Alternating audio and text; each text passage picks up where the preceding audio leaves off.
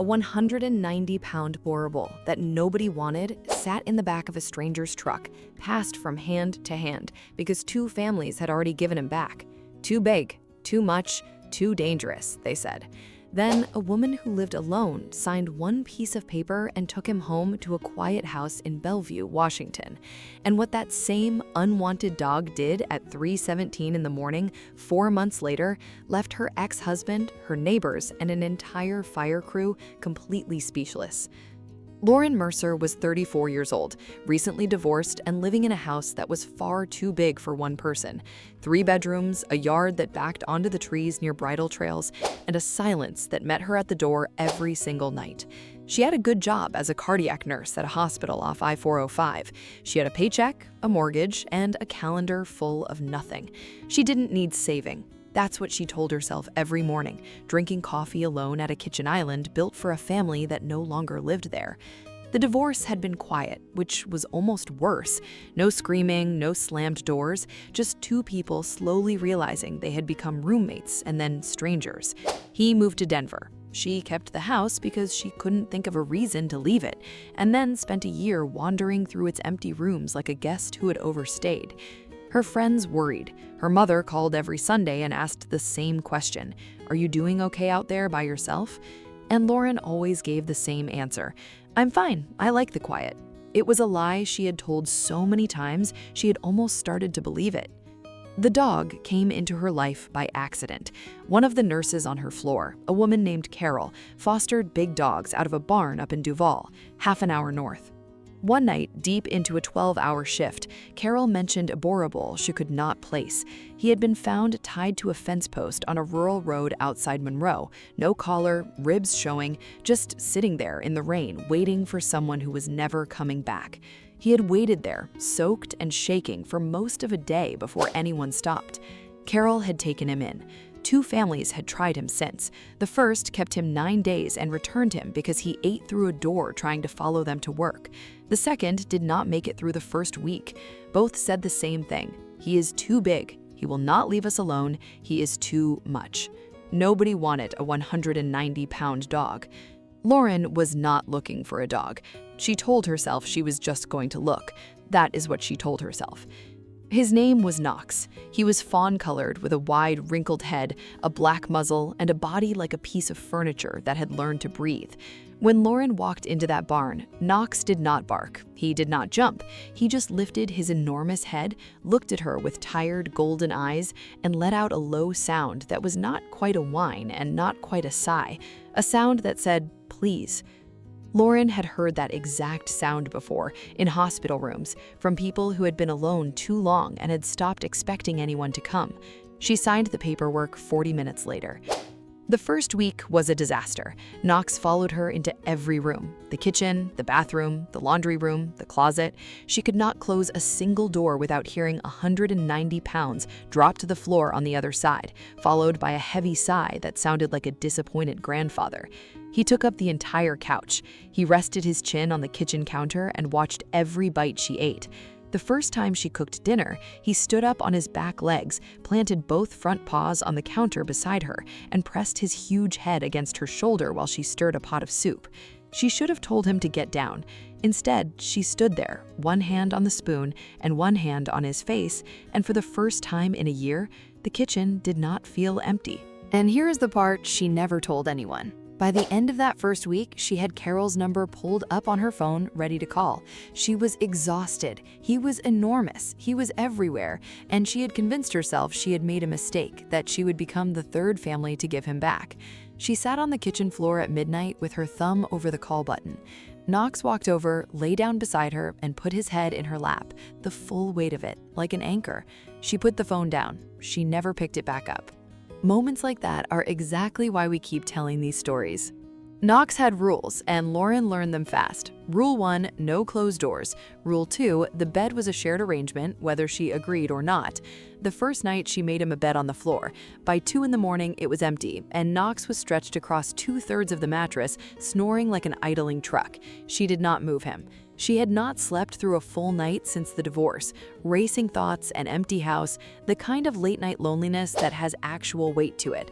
But Knox breathed slow and deep and steady beside her, and somehow that sound did what no prescription, no meditation app, and no glass of wine ever had. She slept. For the first time in over a year, she slept all the way until morning. Her ex-husband heard about the dog and laughed over the phone. Her neighbor, a retired man named Dale who lived 2 houses down, said a dog that size would turn on her one day, that you could never trust a breed like that. A woman at the dog park crossed to the other side of the path the moment she saw Knox coming and pulled her own small dog behind her. Lauren kept walking. Knox kept walking. Calm, steady, never once reacting. He had nothing to prove to any of them. He just stayed close, the way he always did, like he had already decided something about her that she had not decided about herself yet. I can see you are still here, but you have not subscribed yet. And I will be honest, that stings a little. Hit subscribe and stay with us. By the 3rd month, the silence in the house was gone. Knox sneezed at her bedroom door at 6:23 every morning, one enormous dramatic sneeze, his version of an alarm clock. He carried her left slipper to the kitchen and refused to give it back until his bowl was full.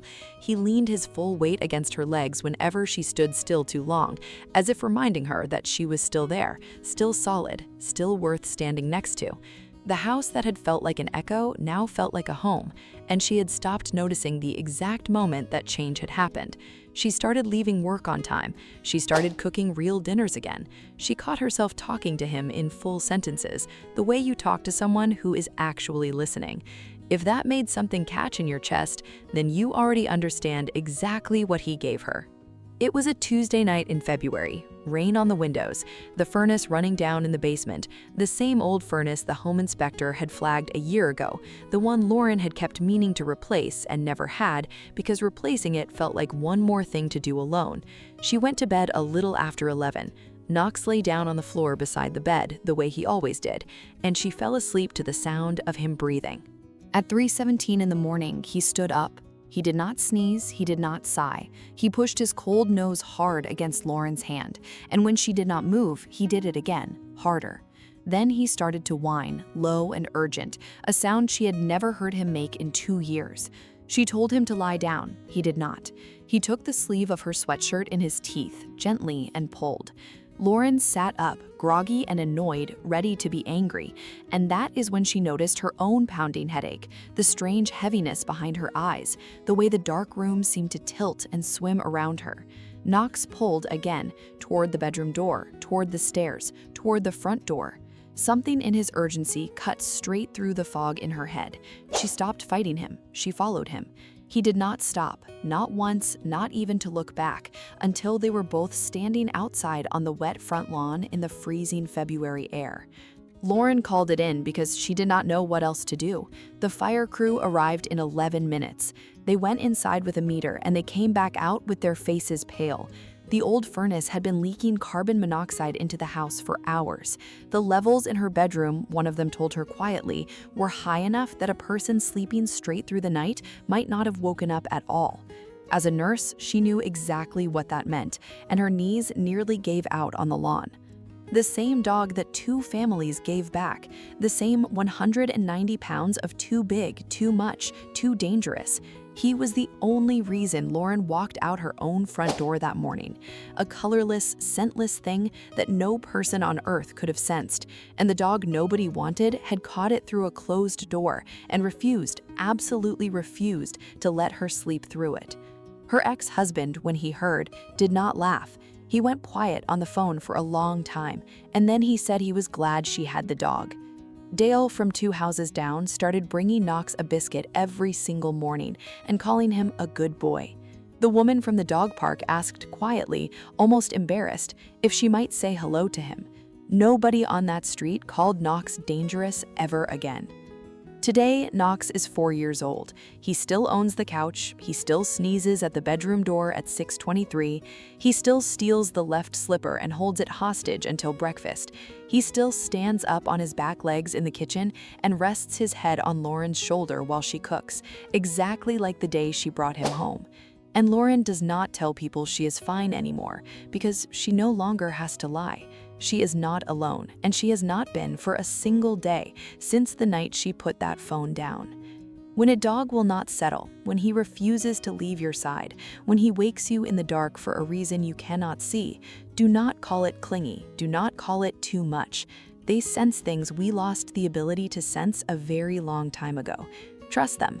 And if you are ever thinking of opening your home to one, especially the big ones, the ones everyone else looked past, understand that sometimes the dog nobody wants is the one who is quietly waiting to save your life. Would you have taken a chance on a 190-pound dog that 2 families already gave back? Or would you have walked away like everyone else did? Tell me in the comments, because sometimes the one the whole world calls too much is exactly the one who is sent to keep you here.